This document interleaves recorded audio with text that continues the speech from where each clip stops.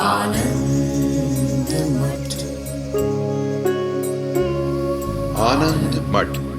आओ ऋषियों की अनमोल धरोहर को संजोएं।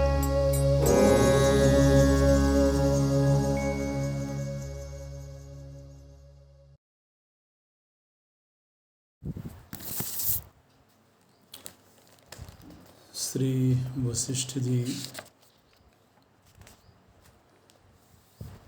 पुरुषार्थ और दैव के विषय में चर्चा कर रहे हैं। पुरुषार्थ की महिमा का वर्णन कर रहे हैं।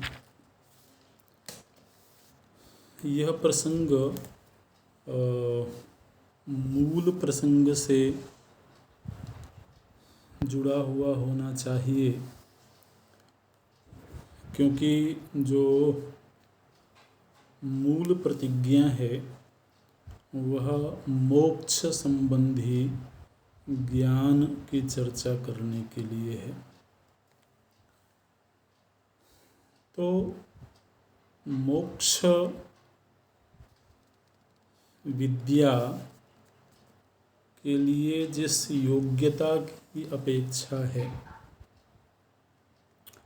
वह योग्यता पुरुषार्थ से प्राप्त होगी, ये बताना है। तो इसलिए पुरुषार्थ की चर्चा हो रही है। और दूसरे, इस अध्यात्म के मार्ग पर कर्म की अपनी एक महिमा है। कर्म पूरी तरह से ही निरर्थक है, उसकी आध्यात्मिक यात्रा में कोई सार्थकता नहीं है।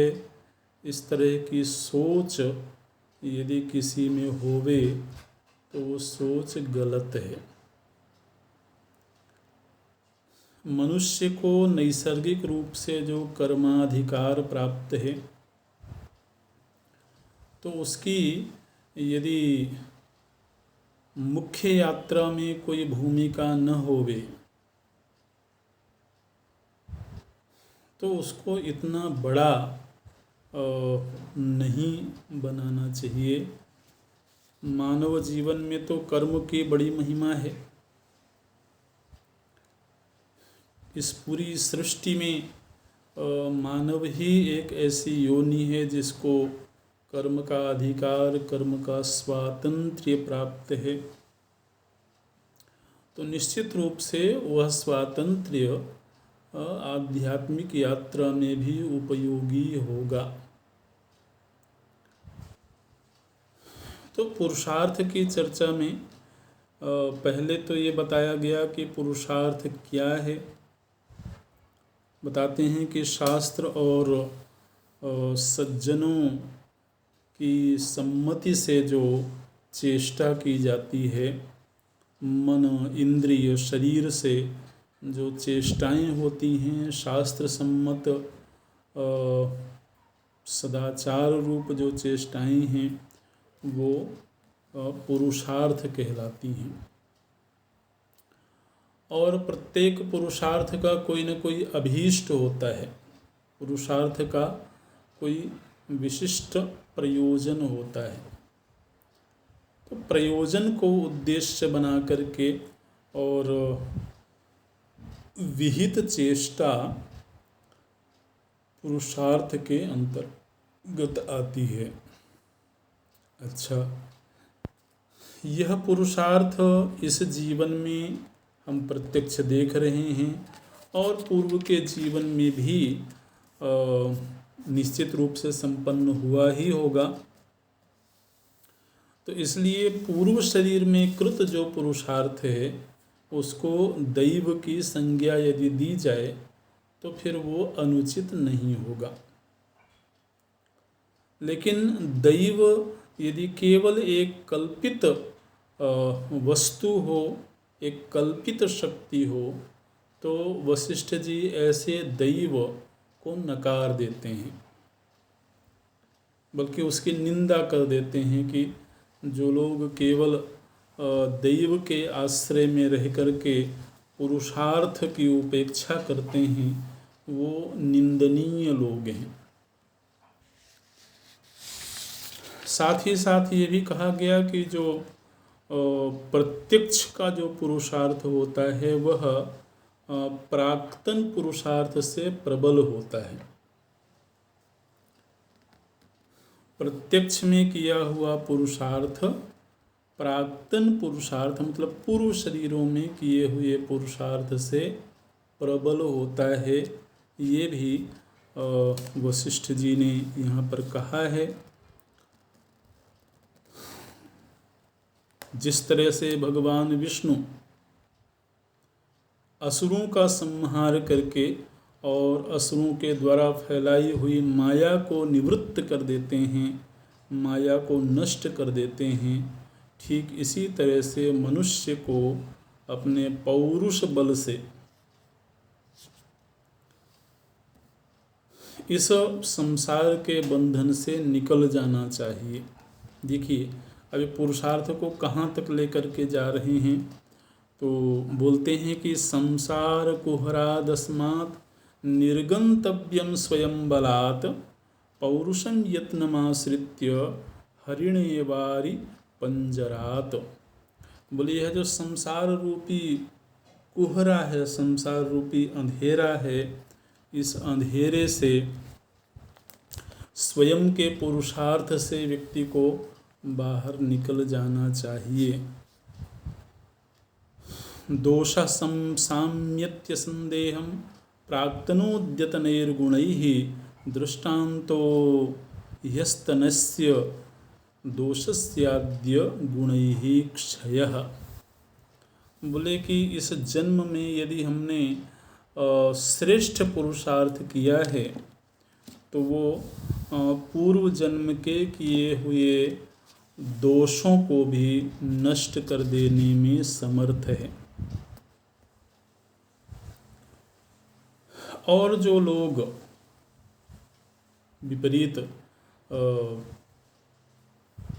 तर्क भी देते हैं, बोलते हैं दैवम संप्रेरयति माम इति दग्धधियाम मुखम अदृष्ट श्रेष्ठ दृष्टीनाम दृष्टा लक्ष्मीर निवर्तते।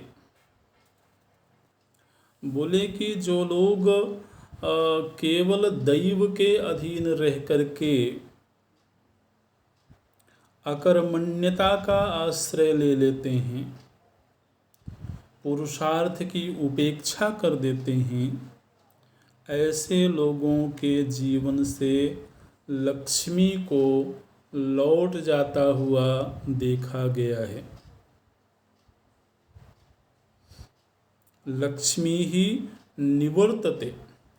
यदि किसी के पास लक्ष्मी है भी लेकिन वह दैव के अधीन हो गया और पुरुषार्थ शिथिल हो गया तो फिर वह लक्ष्मी से रहित हो जाता है। इसलिए तस्मात् पुरुषयत्नेन विवेकं पूर्वमाश्रयेत आत्मज्ञान महार्थानि शास्त्राणि प्रविचारयेत।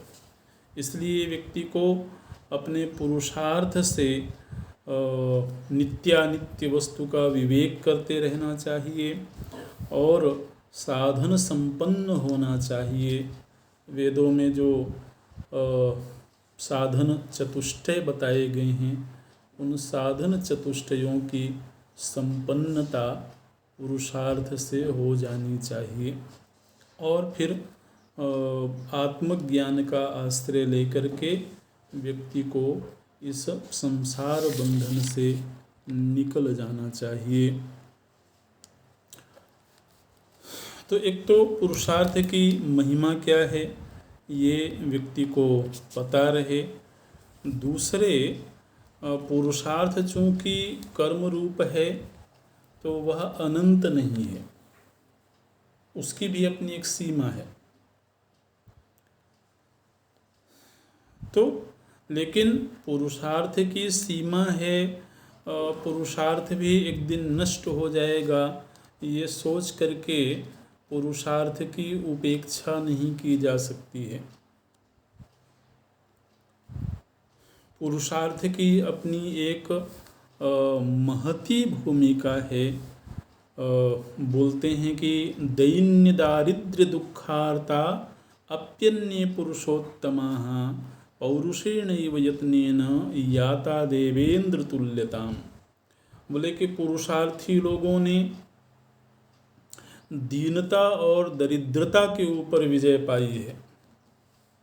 किसी काल में व्यक्ति के जीवन में दैन्य था, दारिद्र्य था, और उसने पुरुषार्थ किया, तो पुरुषार्थ करके वो उस दीनता से, उस दारिद्र्य से वो निकल गए, और निकल ही नहीं गए बल्कि देवेंद्र तुल्यताम याता, देवेंद्र देवराज इंद्र के तुल्य ऐश्वर्य से संपन्न हुए हैं।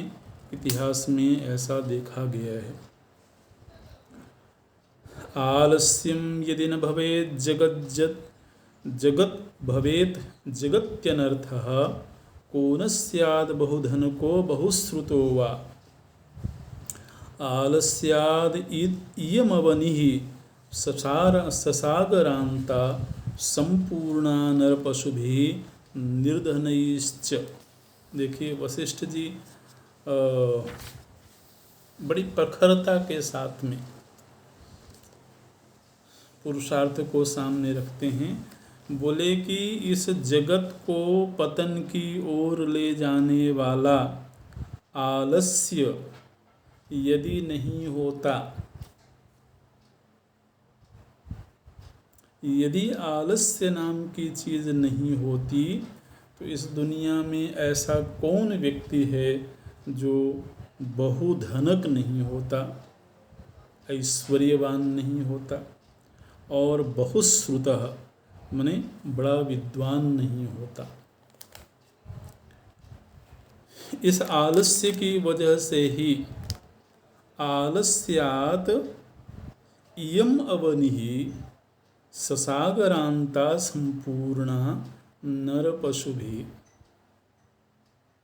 देखिए बोल देते हैं कि यह धरती आज हमको सागर पर्यंत नर पशुओं से भरी हुई दिखाई देती है। नर पशु माने दीन लोगों से भरी हुई दिखाई देती है, निर्धन लोगों से भरी हुई दिखाई देती है। उसकी केवल एक वजह है और वो है आलस्य। आलस्य नाम की चीज़ यदि नहीं होती तो इस सृष्टि में कोई भी निर्धन नहीं होता और कोई भी नासमझ नहीं होता, दीन नहीं होता।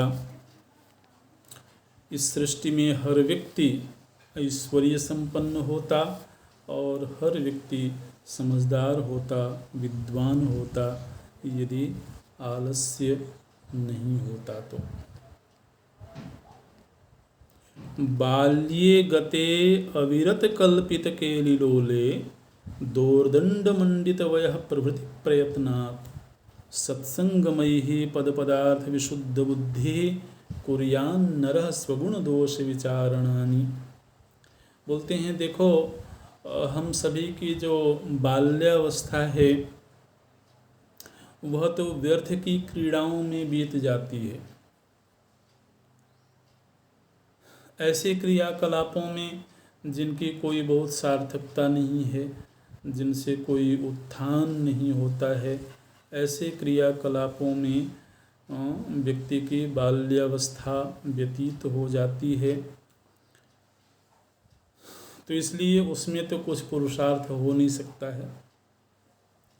लेकिन जब बलिष्ठ भुजाओं से संपन्न व्यक्ति युवावस्था को प्राप्त होता है, उस समय उसको पूरे उत्साह के साथ में पुरुषार्थ करना चाहिए। सत्संगमय ही सज्जन लोगों का संग करके और पद पदार्थ का चिंतन करते हुए अपनी बुद्धि को शुद्ध करना चाहिए। और जब पद पदार्थ का चिंतन करते हुए बुद्धि शुद्ध होती जाएगी तो फिर वह व्यक्ति अपने ही भीतर के गुण और दोषों का ठीक ठीक विचार कर पाएगा। तो देखिए यहाँ पर पुरुषार्थ केवल शारीरिक पुरुषार्थ के संदर्भ में ही नहीं है, बल्कि जो चिंतन रूप पुरुषार्थ है उसे भी इसी श्रेणी में रखा गया है।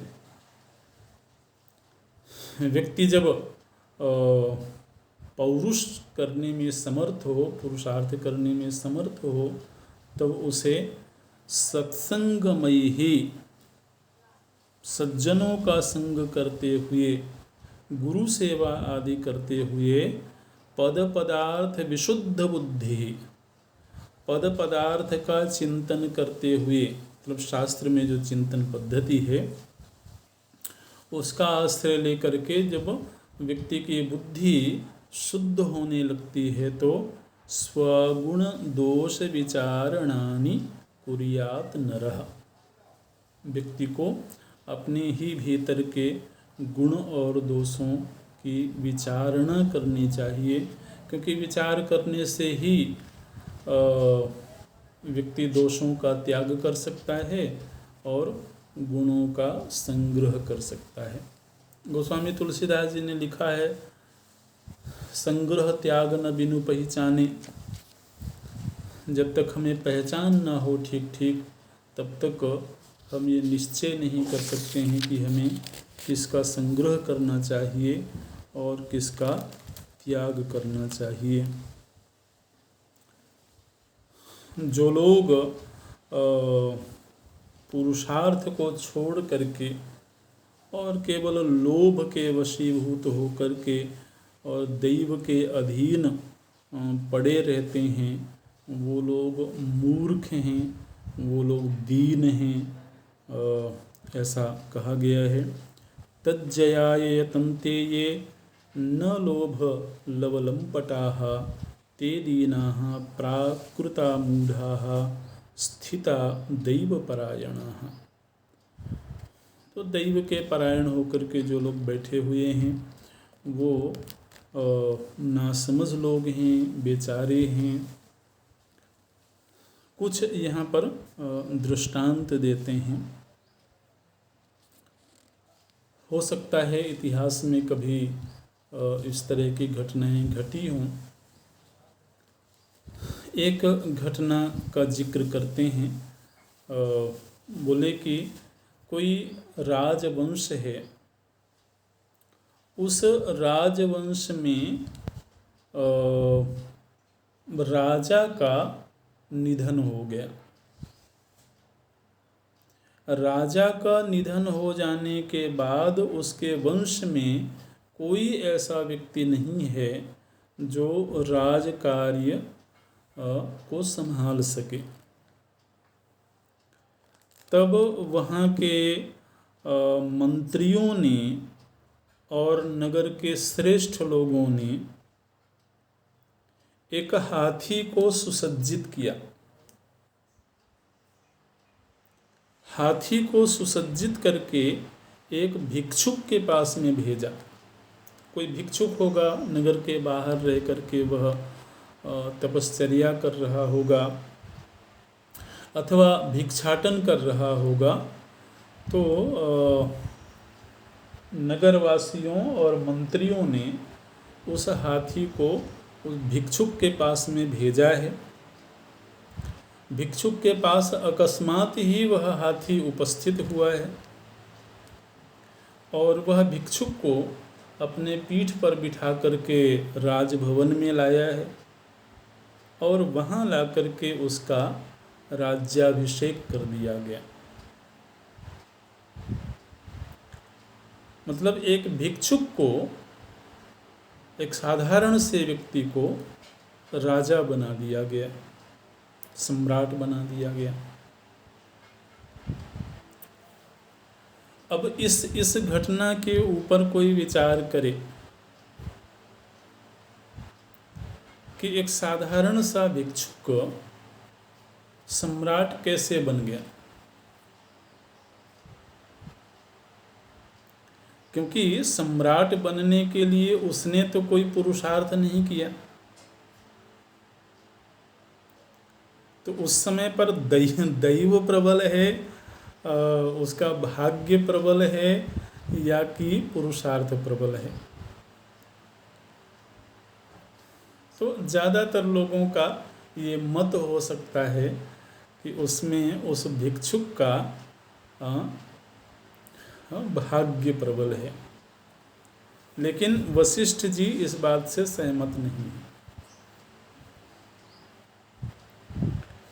बोले कि उस भिक्षुक का भाग्य प्रबल है, इससे बेहतर ये सोचना है कि उन मंत्रियों और नगरवासियों का पुरुषार्थ प्रबल है, क्योंकि अगर मंत्रियों ने पुरुषार्थ नहीं किया होता, उन्होंने हाथी को सुसज्जित करके उस भिक्षुक के पास नहीं भेजा होता,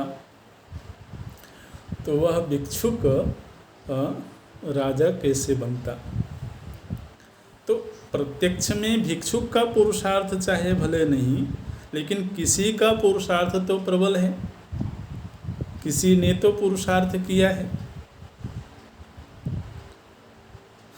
तो इसलिए हमारा ये कहना है कि देखिए, दृष्टांत इस तरह से दिए हैं। भिक्षुको मंगलेभेन नृपो यत्क्रियते बलात् तदमात्येव पौराणाम प्रयत्नस्य बलम महत्। बोले कि अमात्य और एव मतलब वह जो हाथी है, और पौराणाम प्रयत्नस्य पूर्ववासियों का जो प्रयत्न है वही महान है, वही ज़्यादा प्रबल है। इसलिए हमारी दृष्टि में पुरुषार्थ को ही प्रबल मानना चाहिए। नित्य प्रति के जीवन में ऐसा देखा जाता है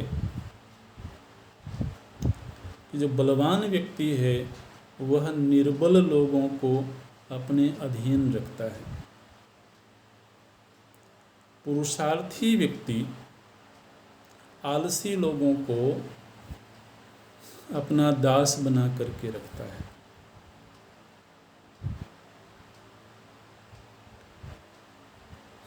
तो जो बल है, पराक्रम है, जिसके पास में भी है, वह उसको पुरुषार्थ से ही प्राप्त हुआ होगा। भूतानां बलवद भूतम यन्न दैवमिति स्थितम। जो व्यक्ति केवल दैव के अधीन बैठा रहता है वो दीन हो जाता है, और जो पुरुषार्थ में संलग्न रहता है वह बलवान हो जाता है, ऐश्वर्यवान हो जाता है। और ऐसा बलवान व्यक्ति उस दीनहीन व्यक्ति के ऊपर शासन करता है।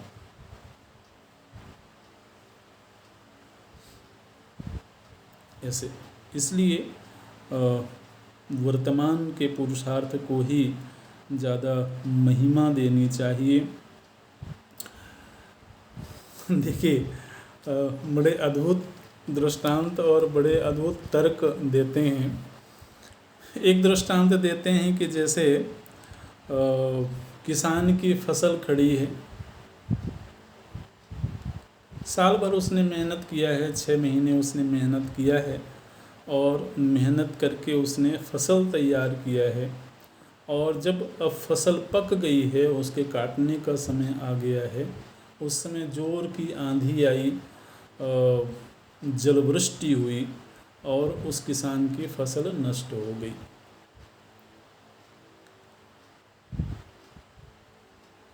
तो किसान की फसल नष्ट हो गई, माने उसने पुरुषार्थ तो किया था। पुरुषार्थ करने के बाद भी उसको अपने परिश्रम का फल नहीं मिला। तो ऐसी स्थिति में क्या भाग्य को प्रबल नहीं मानना चाहिए? पुरुषार्थ करने के बाद भी उसको अपेक्षित फल नहीं मिला, तो उसमें फिर किसका पुरुषार्थ प्रबल है? तो बोलते हैं कि उस प्रसंग में मेघों का पुरुषार्थ प्रबल है। मेघों ने पुरुषार्थ किया और उस व्यक्ति के पुरुषार्थ को उन्होंने नष्ट कर दिया। ऐसे बोलते हैं, मेघेन नीयते यद्वत् पार्जिता कृषि ही मेघस्य पुरुषार्थोऽसौ जयत्यधिक यत्नवान। तो उस समय पर मेघ का जो पुरुषार्थ है वो ज़्यादा प्रबल हो गया, विजयी हो गया, और उस किसान का पुरुषार्थ निर्बल हो गया। दूसरी बात ये है, ये अगर किसी को बहुत तर्कसंगत न लगी हो ये बात, तो बोलते हैं कि क्रमेण उपार्जितेर्यर्थे नष्टे कार्यान खेदिता न बलम यत्र में शक्तम तत्र का परिदेवना।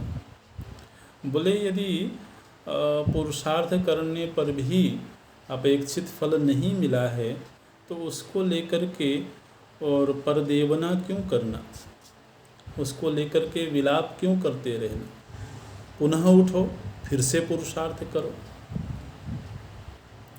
और इतिहास में ऐसा देखा गया है कि असफल होने के बाद भी लोगों ने पुनः पुरुषार्थ किए हैं और पुरुषार्थ करके उनको किसी न किसी समय सफलता मिली है। तो इसलिए भी अगर पुरुषार्थ करने पर तात्कालिक सफलता न मिल रही हो तो उसे लेकर के खेद करके बैठे रहना ये उचित नहीं है। विश्वामित्र जी का दृष्टांत देते हैं। विश्वामित्र जी ने एक जगह पर तपस्या करी, एक स्थान पर जाकर के तपस्या करी और उनको उनके अभीष्ट की सिद्धि नहीं हुई। तो अभीष्ट की सिद्धि नहीं हुई तो बैठ करके वो विलाप नहीं करते हैं, वो फिर पुनः उस स्थान को छोड़ करके अन्यत्र गए। वहाँ जाकर के उन्होंने पुनः तपश्चर्या करी और फिर उनको अभीष्ट की प्राप्ति हो गई। तो अगर कहीं एक देश में अथवा एक काल विशेष में व्यक्ति को पुरुषार्थ की सफलता नहीं मिलती है, तब भी व्यक्ति को यही सोचना चाहिए कि जब भी सफलता मिलेगी वह पुरुषार्थ से ही मिलेगी। एक दो बार की असफलता व्यक्ति को निराशा की ओर नहीं ले जानी चाहिए। ऐसा मानव जीवन में होता रहता है, अध्यात्म में भी होता है और लौकिक सांसारिक जीवन में भी ऐसा देखा जाता है। कभी कभी कोई व्यक्ति प्रयत्न करता है, पूरे लगन से पुरुषार्थ करता है, लेकिन उसे किसी समय में वो सफलता नहीं मिलती है जिसकी उसे कामना होती है।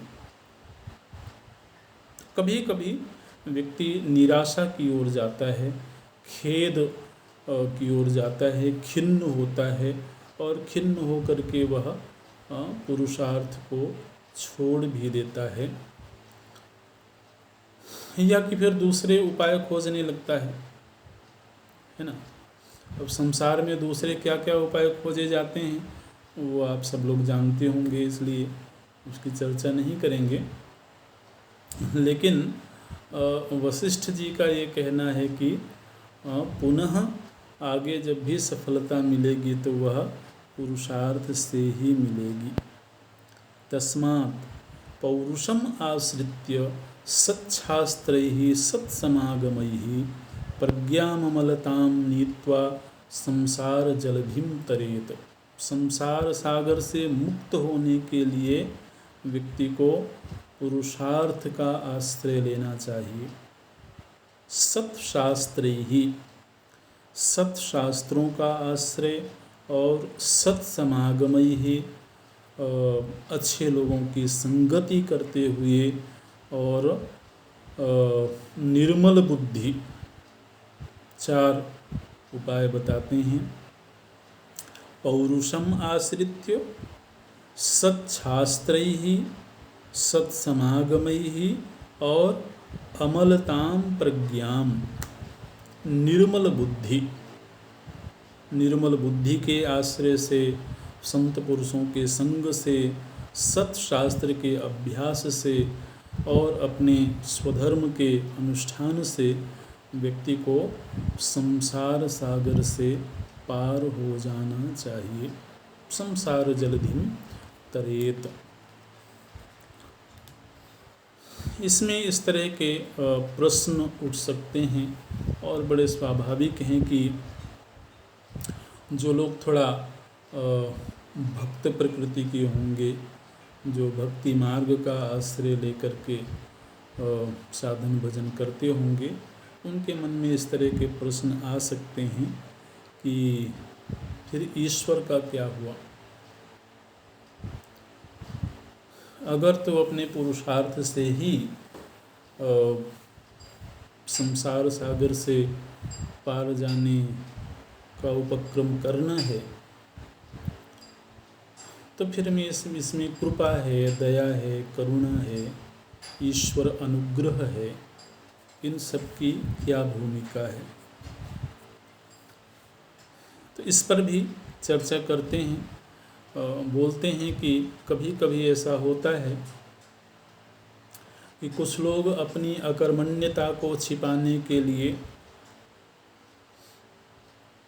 अपनी अकर्मण्यता को, अपने आलस्य को छिपाने के लिए कभी कभी शरणागति का बहाना खोजते हैं। लेकिन हमारा ये मानना है कि ईश्वर का अनुग्रह भी उसी के हक में है जो उत्साही हो, जो पुरुषार्थ में संलग्न हो। अगर तो पुरुषार्थ के बिना ही ईश्वर अनुग्रह सिद्ध हो जाता,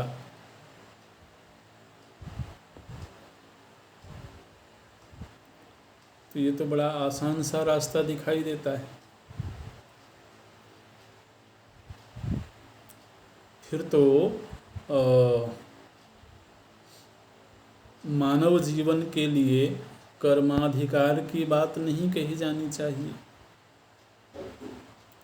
फिर तो केवल इतने से ही बात पूरी हो जाएगी कि मनुष्य को शरणागति का अधिकार है और शरणागति के जरिए वह अपने सभी कामनाओं की सिद्धि कर सकता है।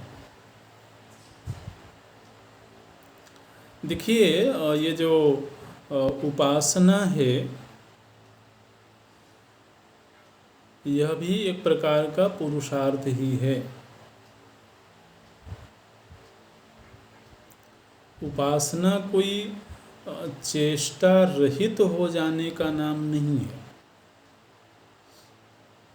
है ना। कभी कभी सेवा के संदर्भ में इस तरह के प्रसंग देखे जाते हैं। कोई व्यक्ति अपनी अकर्मण्यता अथवा अपनी नासमझी को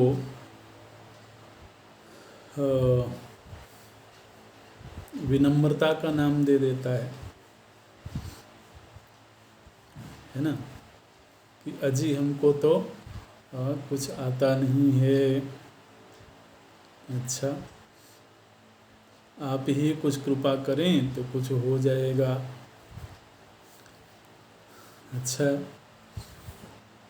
अरे कुछ नहीं आता है तो कुछ सीख तो सकते हैं।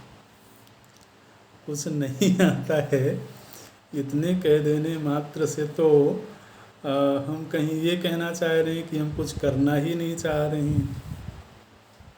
और करना केवल शारीरिक तौर पर ही नहीं, भगवान या गुरु ये कभी नहीं चाहते हैं कि व्यक्ति सोचना ही छोड़ दे, है ना, और पूरी तरह से एक गुलाम की तरह व्यवहार करे जिसको जैसा आदेश दिया जाए वैसा ही आचरण करे। ये सोच न ईश्वर की होती है, न शास्त्र की होती है, न गुरु की होती है।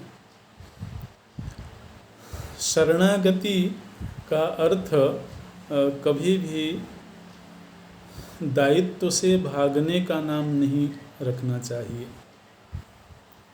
कभी कभी हम कोई दायित्व नहीं लेना चाहते, कोई जिम्मेदारी नहीं लेना चाहते हैं और बचने का ये बहाना हो जाता है कि हम तो शरणागत हैं। तो यहाँ पर वशिष्ठ जी ने इस बात का भी निषेध कर दिया है कि अगर कोई अकर्मण्य हो करके और केवल ईश्वराश्रित होने की बात करता हो तो हम उसको ठीक नहीं मानते हैं। ईश्वर प्रेरितो गच्छेत स्वर्गम नरकमेव वा स सदैव पराधीनः पशुरेव न संशयः। फिर तो मनुष्य के अलावा दूसरे प्राणी हैं ही, वो ईश्वर के अधीन ही हैं। ईश्वर जब जिस प्राणी को जिस योनि में भेज दे उस योनि में चला जाता है। कोई पशु योनि में गया तो उसको कोई शिकायत नहीं है, कोई उसको ईश्वर से कोई गिला शिकवा नहीं है। लेकिन मनुष्य को परमात्मा ने बनाया ही इसलिए ताकि वह विचार कर सके, वह संकल्प कर सके, वह पुरुषार्थ कर सके। इसलिए उसको इसको सम्मान देना चाहिए। शास्त्रैः सदाचर विजृंभित देश धर्मैर्यत् कल्पितं फलमतीव चिरप्ररूढ़ं तस्मिन् हृदि स्फुरति चोपनमेति चित्तमंगावली तदनु पौरुषमेतदाहुः। बोले इस तरह से वेद शास्त्रों ने भी जगह जगह पर शुभ आचरण सदाचार की महिमा गाई है और उस सदाचार से ही न केवल लौकिक सिद्धियां प्राप्त होती हैं बल्कि आध्यात्मिक सिद्धि भी उसी पौरुष के बल से ही होती है। बुद्धि की बड़ी महिमा गाते हैं। बुद्धि से ही निश्चय करके और पुरुषार्थ में गति होती है। इसलिए जितनी बुद्धि निर्मल होती जाएगी उतना निर्मल बुद्धि में पुरुषार्थ के लिए उत्साह प्रकट होता जाएगा। दैवं पुरुषकारेण यो निवर्तितुमिच्छति इह वा मुत्र जगति स संपूर्णाभिवांछितः। जो व्यक्ति अपने पुरुषार्थ से दैव को जीत लेने की इच्छा करता है, भाग्य के भरोसे न रह करके बल्कि भाग्य के ऊपर विजयी हो जाने की इच्छा रखता हो, जो वह अपने संपूर्ण मनोरथों को सिद्ध कर लेता है, प्राप्त कर लेता है। ये समुद्योगमुत्सृज्य स्थिता दैव परायणाः ते धर्ममर्थं कामं च नाशयन्त्यात्मविद्विषः। और इसके विपरीत जो लोग उद्यम का परित्याग करके और केवल दैव पर निर्भर रहते हैं वो अपने आप के ही शत्रु हैं और वो अपने आप के लिए ही धर्म, अर्थ, काम और मोक्ष का नाश कर देते हैं। इस तरह, इसलिए ये बड़ा सुंदर श्लोक है।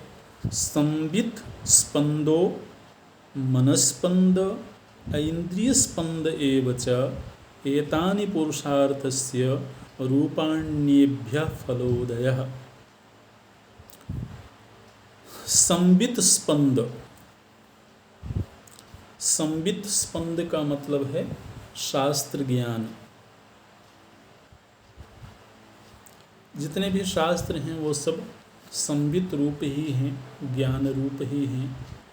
तो इसलिए संवित स्पंद हो, माने शास्त्र हो, शास्त्र का ज्ञान हो। दूसरे मनस्पंद, मनस्पंद मतलब शास्त्र सम्मत मन में संकल्प हो, और फिर उस संकल्प के अनुसार ऐन्द्रिय स्पंद, इंद्रियों से चेष्टा हो। तो इन तीनों स्तरों पर उन्हें स्पंद, स्फूर्ति का नाम देते हैं। शास्त्र स्पंद, शास्त्र की ठीक ठीक समझ है। शास्त्र को केवल कहीं टीका टिप्पणी पढ़ लेना मात्र ही नहीं, बल्कि शास्त्र के अभिप्राय की ठीक ठीक समझ हो। फिर दूसरा है मन में संकल्प हो, शुभ संकल्प हो, और तीसरा संकल्प के अनुरूप ही चेष्टा हो।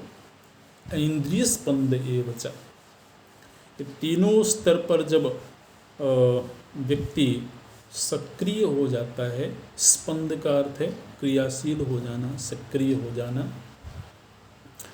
तो फिर एतानि पुरुषार्थस्य रूपाणि एभ्यः फलोदयः, तो ये पुरुषार्थ के ऐसे रूप हैं जो उसको निश्चित रूप से सफल बनाते हैं, उसको फल तक ले जाते हैं।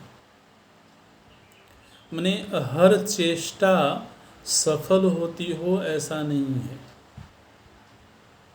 वह चेष्टा जिसके पीछे संवित स्पंद भी हो, मतलब शास्त्र ज्ञान हो, फिर मनस्पंद भी हो, यानी संकल्प भी हो, और फिर इंद्रिय स्पंद मतलब शरीर और इंद्रियों से चेष्टा भी हो।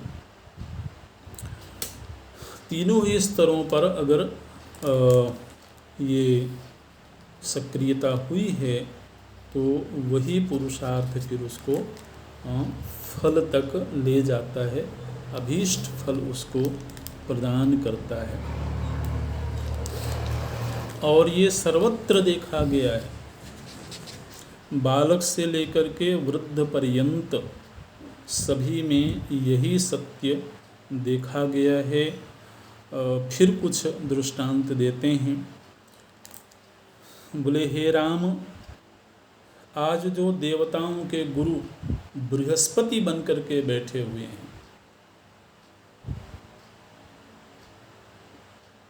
पुरुषार्थ के बल पर ही वो उस पद पर हैं। आज जो असुरों के गुरु शुक्राचार्य बन करके बैठे हुए हैं, वो भी पुरुषार्थ के बल पर ही। पुरुषार्थेनैव देवानां गुरुरेव बृहस्पति, शुक्रो दैत्येन्द्र गुरुतां पुरुषार्थेन च स्थितः। तो मैंने कहने का भाव ये है कि दुनिया में बड़े से बड़े पदों पर बैठे हुए जो जीव हैं, उनको ऐसे अकस्मात ही, मैंने किसी जीव को भगवान ने ऐसे ही पकड़ करके और बृहस्पति बना दिया हो, अथवा ईश्वर ने ऐसे ही किसी को पकड़ के शुक्राचार्य बना दिया हो, ऐसा नहीं होता है। आप देखिए, संस्थाएं होती हैं, संगठन होते हैं, तो उन संगठनों में भी जो अधिकार संपन्न लोग होते हैं, वो ऐसे व्यक्तियों का चुनाव करते हैं, है ना। किस पद पर किस व्यक्ति को बिठाना है, वो इस बात पर निर्भर करता है कि उस व्यक्ति में पुरुषार्थ कितना है, उस व्यक्ति में उस कार्य क्षेत्र की समझ कितनी है, उसमें उत्साह कितना है, संकल्प कितना है। तो इसलिए सारी सृष्टि में ऐसा ही देखा जाता है कि जो व्यक्ति जिस जगह पर भी श्रेष्ठ जगह पर बैठा हुआ है, वह अपने पुरुषार्थ के बल से ही बैठा हुआ है। दैन्य दारिद्र्य दुखार्ता अपि साधो नरोत्तमाः पौरुषेणैव यत्नेन याता देवेंद्र तुल्यताम्। पुनः पहले भी ये श्लोक आ चुका है। कि दीनता और दरिद्रता से युक्त व्यक्ति भी जब पुरुषार्थ करता है तो वह देवराज इंद्र के तुल्य हो जाता है। शास्त्र तो गुरुतश्चैव स्वतश्चेति त्रिसिद्धयः सर्वत्र पुरुषार्थस्य न दैवस्य कदाचन। बोले कि दैव को भूल जाओ, दैव नाम की कोई चीज़ है, इसको छोड़ दो, इसको भूल जाओ। दैव की जगह शास्त्र को रख लो, दैव की जगह गुरु को रख लो, और दैव की जगह अपने श्रम को रख लो। बोले त्रिसिद्धयः, सिद्धि के 3 हेतु हैं। शास्त्रतः गुरुतश्च स्वतश्चेति त्रिसिद्धयः। सर्वत्र दुनिया में जहाँ कहीं भी सिद्धियाँ जिन किसी को भी प्राप्त हैं तो वो इन 3 हेतुओं से ही प्राप्त हैं। उनके पास में शास्त्र होगा, उनके पास में गुरु होंगे, और उनके पास में उनका स्वयं का श्रम होगा। और ये जो चौथी चीज़ दैव है, ये न कदाचन, सर्वत्र पुरुषार्थस्य न दैवस्य कदाचन। देखिए ये बड़े प्रासंगिक वक्तव्य भी है, क्योंकि जिन शिष्य को वशिष्ठ जी संबोधित कर रहे हैं, उन्होंने अपने चिंतन से ही उस योग्यता को प्राप्त किया है जो कि ब्रह्म विद्या की योग्यता अपेक्षित है। प्रभु श्री राम जी ने अपने स्वयं के चिंतन से, अपने स्वयं के संकल्प से ही उस अधिकार को प्राप्त किया है, जहाँ पर कि विश्वामित्र जी ने ये कहा कि आप तो ज्ञान संपन्न हो चुके हैं, आपको केवल गुरुमुख से श्रवण मात्र की आवश्यकता है, और उसके पहले भी आप ज्ञान संपन्न हो चुके हैं। तो वह जो ज्ञान संपन्नता है वह उनको पुरुषार्थ से ही प्राप्त हुई है, इसलिए उसी की महिमा गाते हैं। ओम पूर्णमदः पूर्णमिदं पूर्णात् पूर्णमुदच्यते पूर्णस्य पूर्णमादाय पूर्णमेवावशिष्यते। ओम शांति शांति शांति। हरि ओम श्री गुरुभ्यो नमः। हरि ओम।